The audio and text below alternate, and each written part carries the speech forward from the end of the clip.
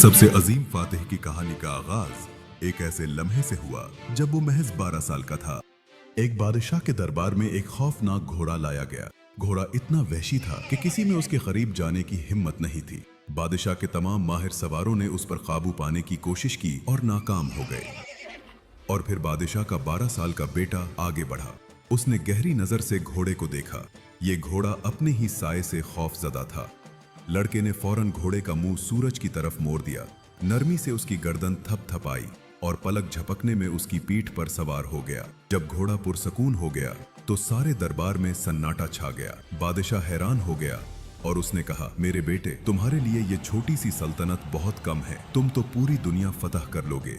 यही लड़का तारीख का सबसे बड़ा फातिह बना, जिसे हम आज सिकंदर आजम के नाम से जानते हैं। आज की वीडियो में हम आपको बताएंगे कि कैसे एक लड़के की जहानत और हिम्मत ने उसे दुनिया का सबसे ताकतवर हुक्मरान बना दिया। सब्सक्राइब बटन पर क्लिक करना मत भूलें, क्योंकि ये कहानी आपको हैरत के एक ऐसे सफर पर ले जाएगी जो आप कभी नहीं भूलेंगे। सिकंदर आजम सिर्फ 20 साल की उम्र में तख्त पर बैठा। 25 साल की उम्र में दुनिया की सबसे बड़ी ईरानी सल्तनत को रोन डाला और 32 साल की उम्र तक वो दुनिया का सबसे ताकतवर इंसान बन चुका था। सिकंदर आजम जब सिर्फ 13 साल का था तो उसके वालिद ने उसे दुनिया के अजीम तरीन फलसफी अरस्तू के हवाले कर दिया। अरस्तू ने उसे सिर्फ फलसफा ही नहीं सिखाया, बल्कि उसकी सोच को वसी किया। अरस्तू ने 13 से 16 साल की उम्र तक उसको फलसफा, हुक्मरानी, जंगी हिकमत अमली, मंतिक, तिब और साइंस का इल्म दिया। एक दिन अरस्तू ने सिकंदर से कहा, दुनिया सिर्फ एक नक्शा है और तुम वो हाथ हो जो उस पर नक्श बनाएगा। तुम जमीन की लकीरें बदल सकते हो अगर तुम अपनी सोच को हथियार बना लो। ये अल्फाज महज तालीम नहीं, एक चिंगारी थी। सिकंदर की आंखों में चमक आई। वो खड़ा हुआ और आसमान की तरफ देखा। उस लम्हे उसके दिल में यह ख्याल नहीं था कि वो एक शहजादा है, बल्कि ये यकीन था कि वो दुनिया का मालिक बनेगा। अब सिकंदर के दिल में सिर्फ एक तलब थी, फतह। सिर्फ मैसेडोनिया नहीं, एशिया, अफ्रीका और वो जमीनें भी जिनका नाम अब तक कोई नहीं जानता था।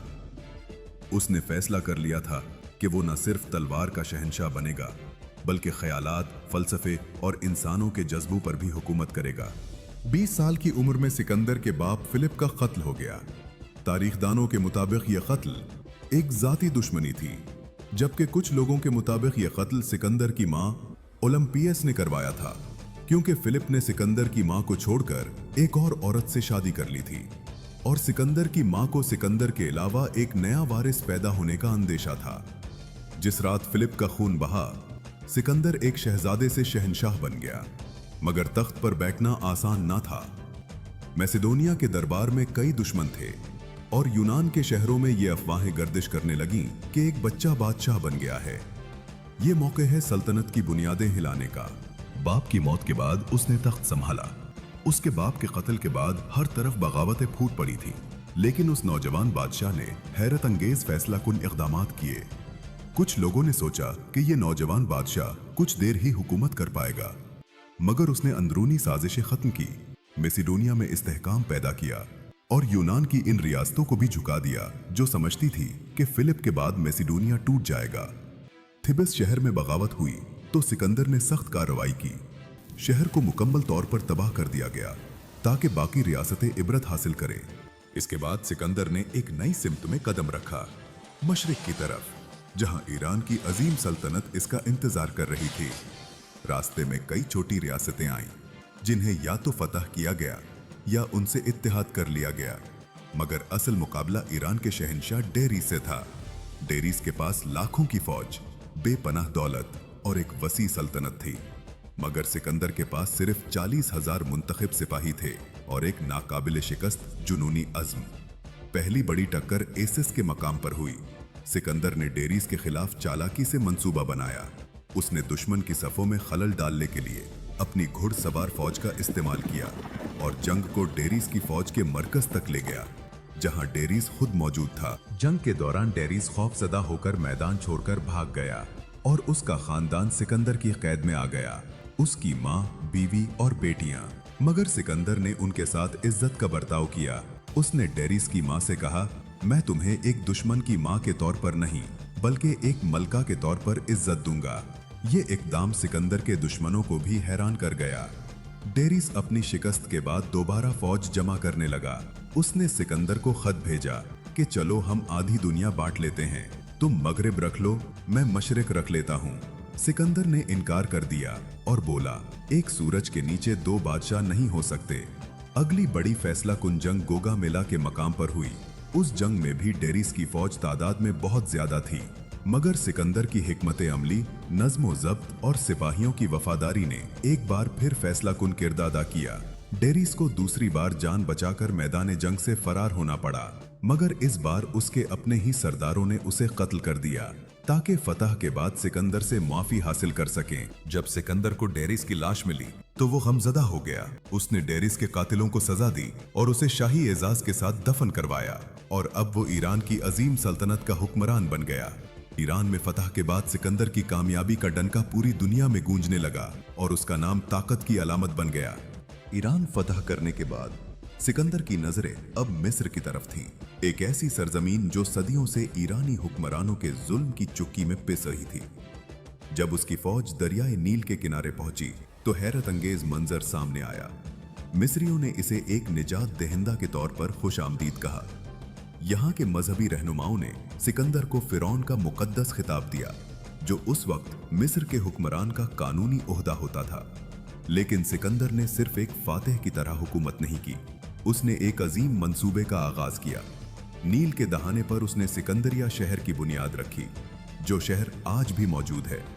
कहते हैं सिकंदर ने जाती तौर पर शहर का नक्शा बनाया, जिसमें दुनिया का सबसे बड़ा कुतुब खाना और एक अजीम रोशन मीनार शामिल था। यह सिर्फ एक शहर नहीं था, बल्कि मशरिक और मगरिब के मिलाप का एक ख्वाब था।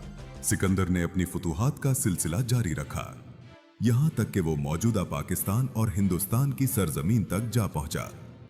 ये वो इलाका था जहां दरियाओं, जंगलात और पहाड़ों के बीच बेशुमार कौमें आबाद थीं। सिकंदर के लिए ये जमीन अजनबी थी, न वो मौसम से मानूस था, न जमीन से, न चालाक दुश्मनों की हिकमत अमली से। मगर सिकंदर के इरादे वाज़ेह थे। उसके दिल में सिर्फ एक ख्वाहिश थी, दुनिया के आखिरी किनारे तक अपनी सल्तनत को पहुंचाना। इस सरजमीन पर उसका सामना राजा पुरस से हुआ, एक तजर्बाकार हुक्मरान जिसके पास ताकतवर जंगी हाथियों की फौज थी और जिसकी रियाया उससे बेपनाह वफादार थी। पुरस ने मैदान जंग में डट कर मुकाबला किया। सिकंदर की फौज ने पहले कभी इस नौयत की जंग नहीं देखी थी। जमीन हाथियों से दहल रही थी, तीर अंदाजी महारत की इंतहा पर थी और दुश्मन के सिपाही पूरी जान से लड़ रहे थे। मगर सिकंदर वही था जो हर मुश्किल को मौका में बदलना जानता था। उसने दुश्मन की सफों में दरार डालने के लिए पहले हाथियों को अलग थलग किया, फिर तेज रफ्तार घुड़सवार दस्तों को इतराफ से हमले पर मामूर किया। सिकंदर खुद सफे अव्वल में लड़ रहा था, एक लम्हे को भी वो पीछे नहीं हटा। सिपाहियों ने जब उसे दुश्मन के नेजों के दरमियान देखा तो उनका हौसला दोगुना हो गया। सख्त और तवील जंग के बाद बिलाखिर राजा पुरस को शिकस्त हुई। वो जख्मी और कैद होकर सिकंदर के सामने लाया गया। सिकंदर ने उससे सवाल किया, तुमसे कैसा सुलूक किया जाए? पुरस ने जवाब दिया, एक बादशाह दूसरे बादशाह से जैसा सुलूक करता है। सिकंदर इस जवाब से बहुत मुतासिर हुआ। वो जानता था कि असल फतह सिर्फ दुश्मन को गिराना नहीं, बुलंद ज़र्फी से उसका दिल जीतना भी है। उसने पुरस को न सिर्फ मुआफ किया बल्कि उसकी सल्तनत वापस दे दी और उसे अपना हलीफ बना लिया। ये सिकंदर की अजमत का वो पहलू था जो उसे सिर्फ जंगजू नहीं, अजीम फातेह बनाता था, जो दुश्मन की इज्जत भी पहचानता था। उस वक्त तक सिकंदर ने एक ऐसी वसी सल्तनत कायम कर ली थी जो तारीख में पहले कभी किसी ने नहीं देखी थी। उसके जेरे नगीन मगरबी दुनिया का मैसेडोनिया और यूनान, एशिया एकूचक, मौजूदा तुर्की, मिस्र, मेसोपोटामिया की जरखेज जमीनें, ईरान की अजीम सल्तनत, अफगानिस्तान के दुश्वार गुजार पहाड़ और कबायली